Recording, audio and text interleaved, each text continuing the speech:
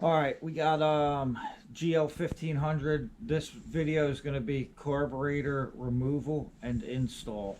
So I'm going to first introduce you to... This is my camera girl. Slash highlight of my life. Okay, and she's also going to be helping us with the lighting. Now, once I have this carburetor out, I'm going to take it down into my lab. I'm going to clean it up, and I'm going to do a separate video on that. Definitely want to get yourself some picks to release the hoses. I just always keep a pair of dikes. Am I still allowed to say dikes? I don't know. These are a must-have. These two, the long needle nose pliers, you need the bent end and the straight ones for sure. And I keep a couple others around, you know. Long screwdrivers, Phillips, you need them. Always got to keep a slot around. 10 millimeter wrenches, 10 millimeter socket. So with that being said, those are the tools you're going to need, right? Hold on, get the other tool. The coffee. We need that. Air box, real simple. Disconnect this plug right here. You want to pop this off, you just lift that clip up, and this whole thing right here, this is your this takes air run through the exhaust. It lets it come in and warm up the carburetors faster. All right, it's coming right off. What's in there? That looks like a fresh filter, man. Looks awful fresh. 6 screws here. 1, 2, 3. 1, 2, 3. And then I believe this is a crankcase breather. Don't quote me. 1, 2. All Phillips. Okay. They're not super tight, so when you go back to put them in, just snug them up, man.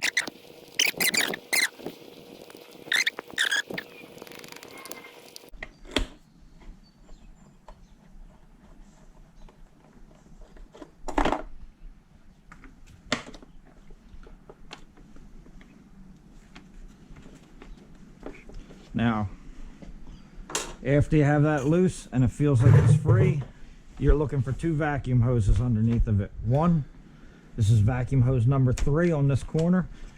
Pop that one off. Right? And then there's this one for the hot air intake for the temperature sensor. Gotta get under there. It's stuck in there good. I'm gonna have to replace that one. That's all right though, it happens. Yeah. Now you can see it's hooked.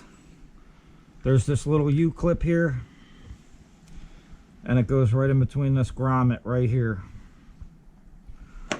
So that's the little hold for the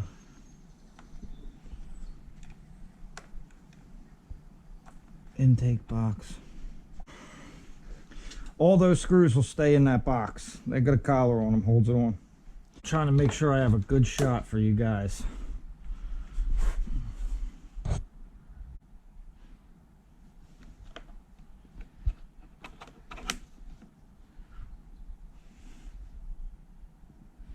There it is, right there. That's the screw you're looking for. You're gonna do this on both sides. Just get the top one. You don't want to do both. Leave the boots in place. You can inspect them later. If you need to take them out, you make that decision then.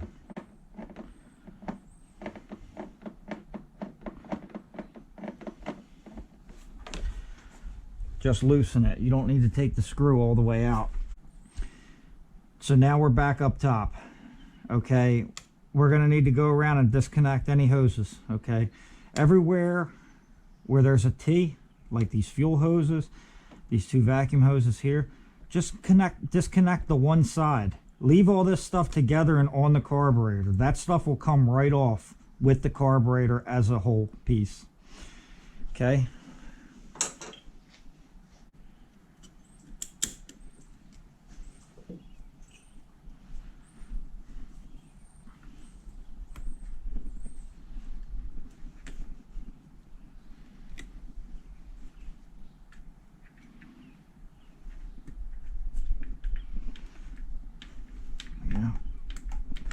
Break your hoses loose.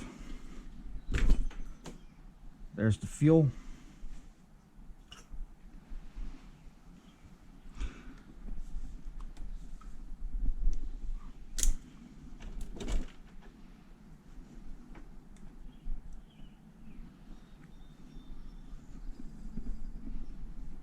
These hoses actually feel pretty good still.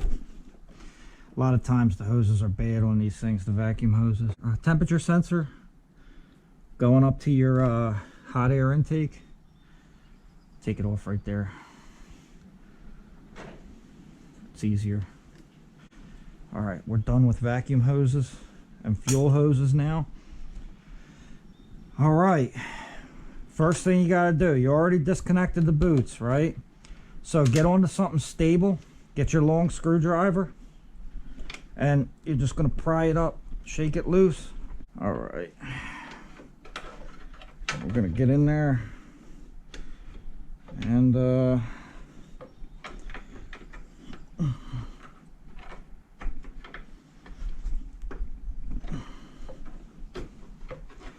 boy, doesn't want to let me out. Let me try to get this side. There's one. After you get these out one time, right, you can you know, put a little WD on the alright, put a little WD on the boots, so if you got to go in again ever, it's not going to be a problem for you. It's 2 coolant hoses. These are going to be your biggest pain, okay? 2 coolant hoses, choke cable, cruise control cable, 2 throttle cables, and you're out, okay? So you're going to want to watch the video where I put it back in too, so you can see how I do these coolant hoses, but they're going to be tough. All right, so you got to get in there, try and position that hose clamp in a more helpful place. For those of you that care, maybe you want to empty your coolant first. There. All right, I slid the clamp down. Now it's nicer to slide the clamp down, because after that you can really just worry about the hose, you know, get your flat driver down there, push it out, boom. Then we need a stubby. Get your stubby, okay, and there's going to be a little latch here. All right, there's your little latch, little grade 8 black latch, Phillips screwdriver. You're gonna loosen that. Just loosen it. Don't take it out. All you gotta do is loosen that. Right? Then you're gonna make sure your choke's off. Take your pliers. Right? Walk it around right until it's at the release slot. And after that, you go back around the back, you can pull the whole cable right out. There's that one. Then I need to free up a little more space, so I'm gonna get the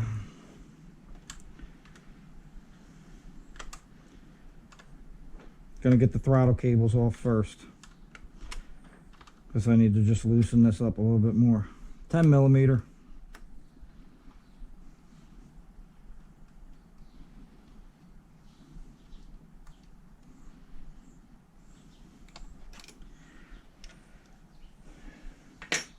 Snatch that cable, pull it up this way, get it out.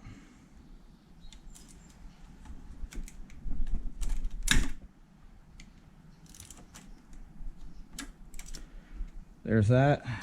That one's out.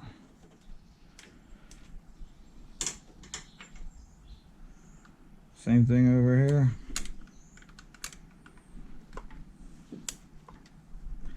All 10 millimeters.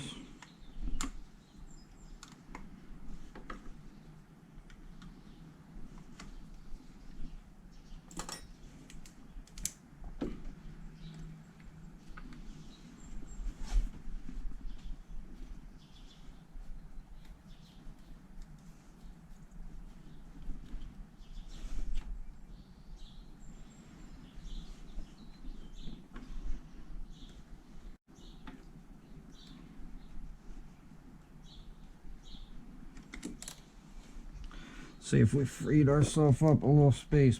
That cable's easy. You can just pop that one out with your finger. Alright. Alright, let's see if we can get over to that bad boy now.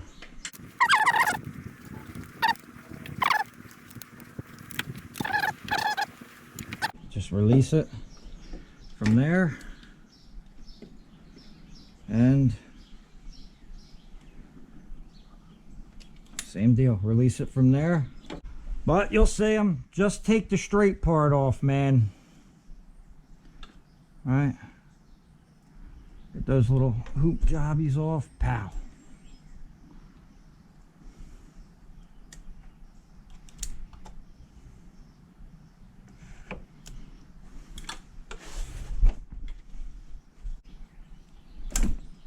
There we go. They're self-explanatory going back in. But shit. Got another one? Oh, that's right. Alright. I was about to say that one ain't in mine. Alright, we now have a GL1500 carburetor ready to clean up and rebuild.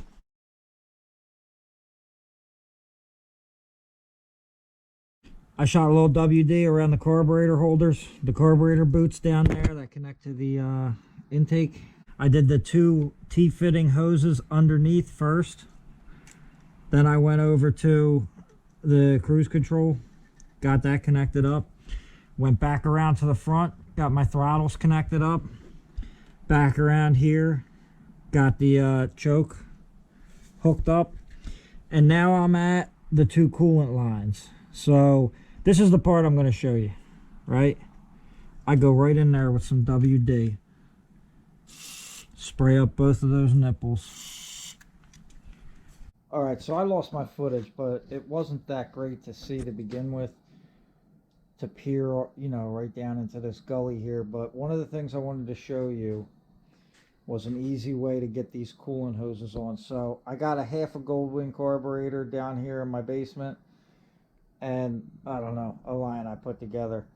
And so what I want to show you is when you're trying to connect those coolant hoses back up in the back, right? This is what I do. I leave that clamp low and don't unclamp it, right? I leave it low. And what I'll do, I'll use my long needle nose pliers. Now I only have some shorties down here, but you get the idea. And I just grab one side of the ears, right?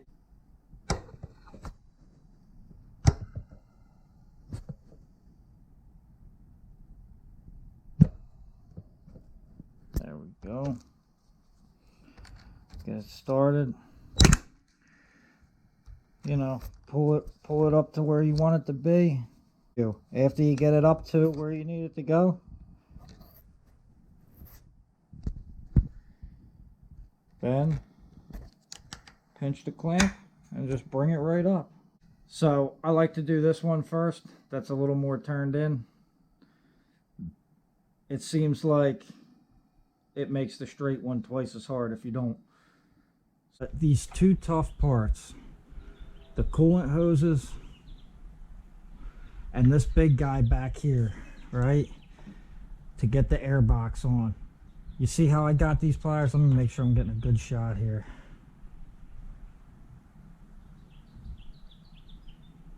Right there. See how I got these pliers? I got it maybe 2 inches, maybe a little less down. We need to get that on there, right? And then keep a hold of it. Slip right in there with another set of pliers. Get that clamp. It's a little tough to grab, this one. You know, boom. Now we got it on. Try to keep a pinch on it until you get it down as far as you can. Make sure your hot air intake is down there waiting for you. Then you got 2 vacuum hoses on the other side of this, a few screws, and you're home free.